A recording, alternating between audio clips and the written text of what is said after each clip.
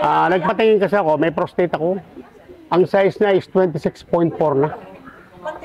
After ng 3 weeks ng pag-inom ko, nagpa-lab test, no? 6.2 na lang. So, sabihin, bumaba ng todo, no? Ibig sabihin, sabi ng doktor, normal na pala yun. Ito pa, yung isa pa, yung karagdagan, yung BP ko, hindi bumababa ng 140/90. Pero alam mo, 3 weeks ago, nagpa-BP ako, sa church mismo, 120/70 na. Ibig sabihin, normal na talaga. I'm 70 nung 21. Oh. Mukha lang ako 69.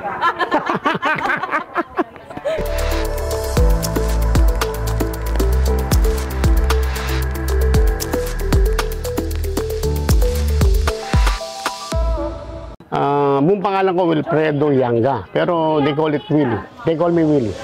Taga San Fernando, Pilar Village, City of San Fernando. Nung natikman ko, napakasarap pala. Tapos, ang unang-unang na ano sa akin, after 3 weeks na pag-inom ko. Nagpatingin kasi ako, may prostate ako. Ang size niya is 26.4 na. After ng 3 weeks ng pag-inom ko, nagpa-BP ulit ako, nagpa-lab test, no? 6.2 na lang. So, sabihin, bumaba ng todo, no? Ibig sabihin, sabi ng doktor, normal na pala yun. Tapos, isa pang, napansin ko rito, talagang lumakas ako ng todo. Actually, hindi naman talaga ako nagme-maintenance at my age, ha? Pero wala pa akong maintenance. Lalo kung walang maintenance ngayon. Hindi na rin ako uminom nung yung para sa prostate. Kasi, diretso na yung pag-iwi ko. Hindi na ako nahihirapan.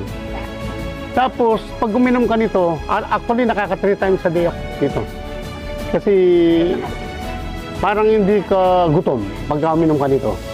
Kahit na hindi ka kumain, hindi mararamdaman yung gutom. Ito pa, yung isa pa, yung karagdagan, yung BP ko, hindi bumababa ng 140/90. Medyo mataas na ng konti daw yun. Pero alam mo, 3 weeks ago, nagpa-BP ako sa church mismo, 120/70 na. Ibig sabihin, normal na talaga. Tapos yung lakas ko, talagang iba talaga. Tapos yung misis ko, karagdagan, yung misis ko, dati pag umakas sa nagdanan, lumahawak pa talagang nahirapan siyang umakas. Pero ngayon, mani-mani na sa kanya yung pag-akyat niya. Talagang lumakas ng todo. Ibang klase itong Java na to. Actually, pag tulog ako, nilalagyan ko pa yung unang ko yung sachet. Nakita ko sa mga yung mga testimony pagka nagsishare si pastor, si Kuya Paul Hermosa.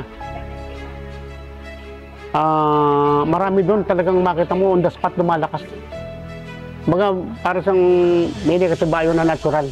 Actually, sabi nila sa Canada, yung pag uminom ka doon ng kope, parang natural antibiotic. Minom ka. Very natural siya. Kasi andyan na rin itong halo niya. Tipin mo, lahat natural. Diba? Meron siyang, sa iba nga, nagbebenta ng barley. Magkano lang, mahal. Isa lang yung sa halo, yung barley.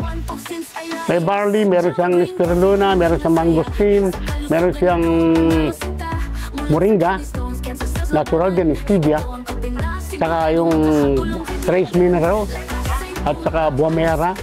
9 ang halo niya, 9 in 1 bali siya. Kaya nagpapasalamat talaga ako ng todo rito, ibang klase.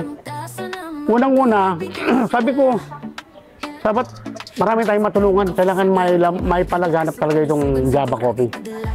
Kasi ang dami niyang natutulungan. Yun ang kasing pangunahin eh. Susunod na lang yung kita later on.